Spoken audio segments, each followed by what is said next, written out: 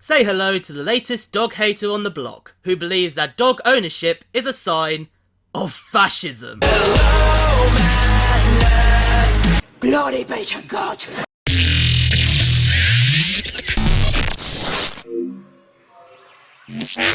Hi everyone, welcome to my channel. I've been being inspired to make this channel by people including canine aversion and I hate dogs. I have a lot of time and respect for these people. You know, I'm not really surprised by this confession here because it's a repeated cycle with these wannabe dog hating channels.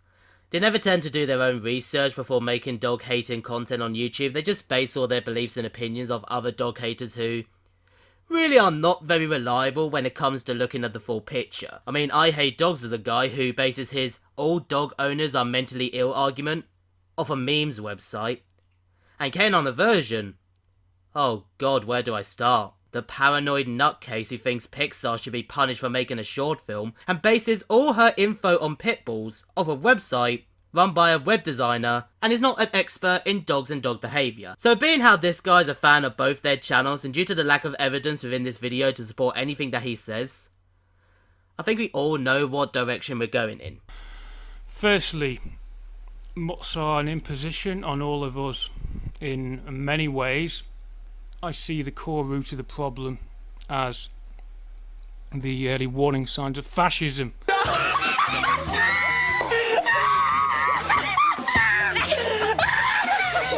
And the protection of corporate power. Anyone who's read or knows about the statement about the early warning signs of fascism will know that one of the messages on this statement put that the protection of corporate power is one of the early signs of fascism, and the pet industry, I think, is being protected by state governments, and the pet industry is lying to people, and they're stating to people what they think, what the pet industry states to people. Yeah, you do know what the definition of fascism is, right? I mean, you do know that, right? Because it's clear that you don't. Fascism is a form of government which is a type of one-party dictatorship. And the pet industry is not a government dictatorship, neither is it even a party. I mean, you do know what an industry is, right? Here, let me show you, because it's clear you're struggling with the basic concepts. An industry is an economic activity concerned with the processing of raw materials and manufacturing of goods in factories. Not sure how this is the definition of fascism, especially when it's clear you don't really understand how marketing works. You see, dogs have been alongside humans for decades. For thousands of years, we have domesticated dogs all throughout history, with data and evidence to back that up.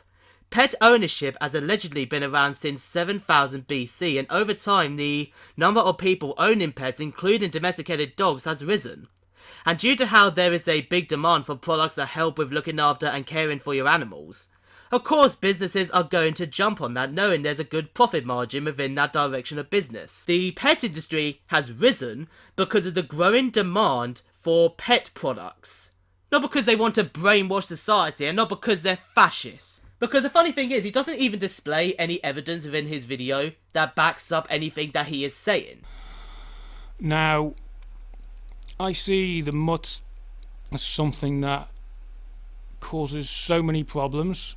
It destroys our lives and our communities in various different ways. And I would love to hear these many different ways that my little pug is ruining your life, mate. One of those ways is pollution, environmental pollution, including noise pollution, which we all know about what an awful problem that is. Yeah, noise pollution is a problem. However, dogs play a very little role in causing noise pollution. They are put into the category of poor urban planning due to how constant barking dogs tend to be found in the same exact areas, aka mostly poorer rural areas.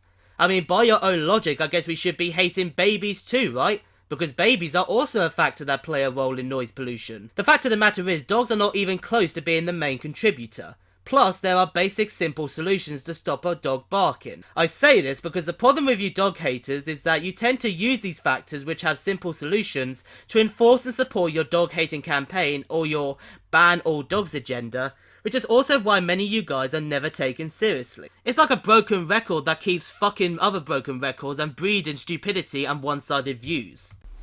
Harassment when we're walking down the side of the street and we're getting harassed. Oh god, are you really that big of a crybaby? You cannot stop a dog that has done nothing wrong with walking on the street. If a dog owner takes his dog out for a walk, which is what they had to do as it is an important role in which the dog owner has to follow to make sure their dog is happy and healthy, if a dog owner is walking their dog and the dog owner has control and is perfectly capable of walking their dog and their dog poses no threat to society, then what is the big fucking deal? Harassment? You can't even say the word correctly, let alone know what it fucking means. Our water is contaminated too because of mutt waste. This is disgusting, and this is making our tap water less drinkable, which is potentially causing health problems for us. And I do agree, dog waste can be a problem when it comes to water and soil. I do agree with that. However, again, this can be lowered by simply picking up your dog's crap and throwing it in a nearby bin or dog crap bin. As sources will point out to you when talking about the harm of dog waste, in order to break the cycle, you got to take responsibility and watch what your dog eats and pick up after it's gone. You cannot just stop a dog from taking a dump, mate. There are solutions. Then we have the issue of the danger aspect of mutts, which is huge and terrible and appalling. The biting, the harassment, the deaths, not only caused by rabies but by violent deaths and assaults and murders. You know what, I'm just gonna play this part from my previous dog hater response video about rabies, because I pretty much explained here about the topic of rabies in general. But what they fail to take into account is the reasoning to why this is happening and the locations where the highest outbreaks of rabies are. As the article states, India has the highest number of fatalities, with more than 20,000 human deaths annually. There is our 20,000 number that he is using within his video. Now let's also remember that in the UK, the United States, Canada and so on, death by rabies is extremely rare. Because as the article also stated, the countries that have invested most in dog vaccinations are the ones where human deaths from the disease have been virtually eliminated. India financially cannot support the level of vaccinations and resources needed to contain and eliminate rabies, which is why the numbers are higher in less developed countries than others. It's not a case of all dogs are just infected with rabies. It's a case of these certain countries not being able to financially be in a position to prevent dogs from being infected and getting better access to vaccinations that can eliminate the risk. As the World Health Organization pointed out in their page about rabies, rabies elimination is feasible through vaccinations of dogs and prevention of dog bites. That's what we had to remember.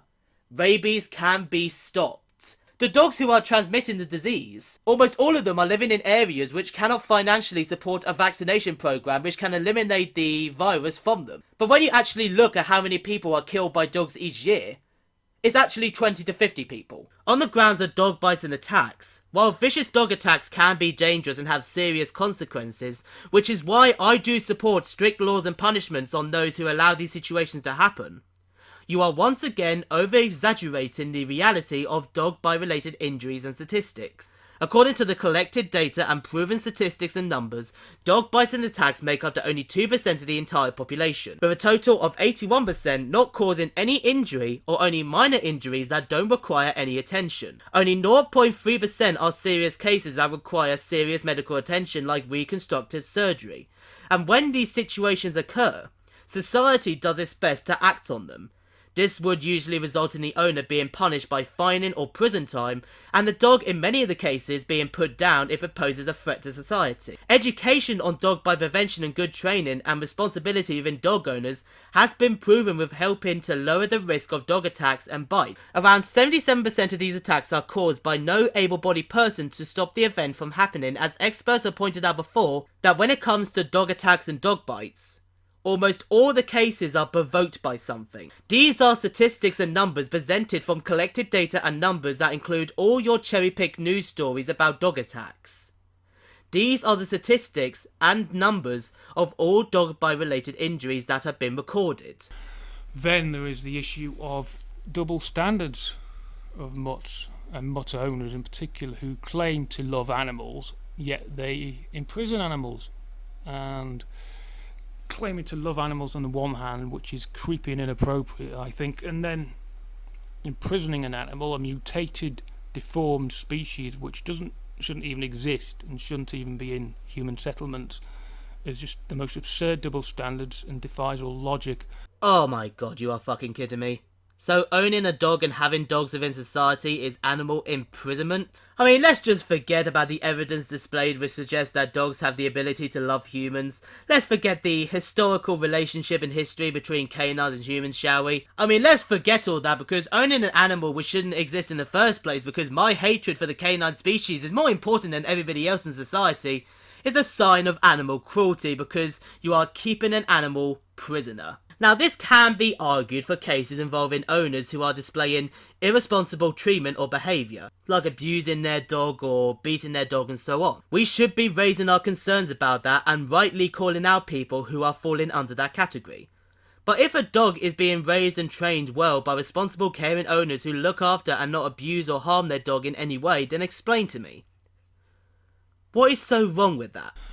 And I think that the mutts who are chasing and killing terrifying wildlife mutts are contributing to the destruction of wildlife, which to me means that the mutt owners certainly I've met are the very people who have the least interest in the environment. Yeah, good try of false generalising there, but please read the sources before talking about this. Because the funny thing is, all the sources that he is talking about, which talks about how dogs are a threat to wildlife, the reason for why the threat is growing is because of the growing number of wild dogs. Wild dogs that have no connections or contact with humans. According to WWF, poaching and killing by these dogs is not the problem, but the main issue is the spread of diseases from these dogs, aka rabies, which is spoke about before due to the financial struggles in certain countries, who also tend to have some of the highest numbers of wild dogs such as India. So the issue isn't domesticated dogs or household dogs, it's the growing population in wild undomesticated dogs. As the study pointed out, one of the factors which can help with lowering the number of wild dogs within society is to gradually reduce the dog population through humane dog management programs, involving the spraying and neutering of dogs to lower the overall numbers. Not to ban all dogs from society, not to eliminate all dogs from society because you believe that your hatred is more important than everybody else. Surrounding this problem where mutts are compromising the genome of wolves, although I don't have enough information to hand to go into a lot of detail about it. Funny how he doesn't have any evidence and info about this topic at the moment, but yet he's still making the fucking argument.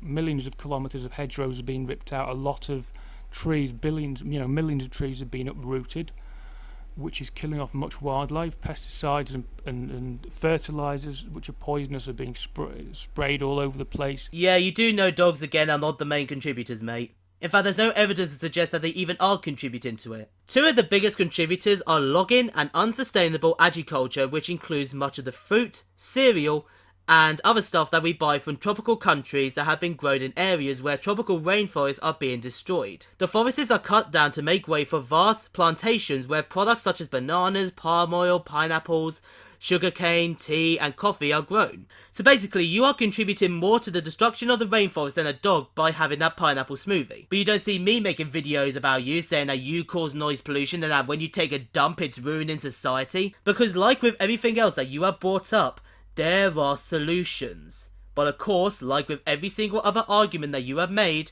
you are refusing to acknowledge those solutions because you want to enforce this idea that dogs are scum of the earth and they should all be, well, get rid. We should get rid of all of them. Charity non-profits who claim to be promoting animals are ignoring this. Instead, all they're doing is proliferating the mutt problem, rolling out more dangerous, disgusting mutts into the community to kill and harass and attack us. Another scapegoat for the pile. Now the charities are to blame for something which, funny enough, once again he has no evidence for. I mean, do you look into these charities or do any research about these charities? Or are you once again making these false generalizations because you believe that this lady is the only real expert in dogs? I'm grateful you've watched this. Thank you. Please like, comment and subscribe to my channel and share my videos. I'm very grateful. Thank you. Goodbye. So that's the end of the video, and I'm going to be very honest with you guys right now. I think this is another example of a dog hater who is actually an alright guy but is being led astray by people who have no idea what they're talking about. So thank you very much for watching this video. If you have your own opinions about anything I said, lean down in the comments below. Thank you for watching. I'm now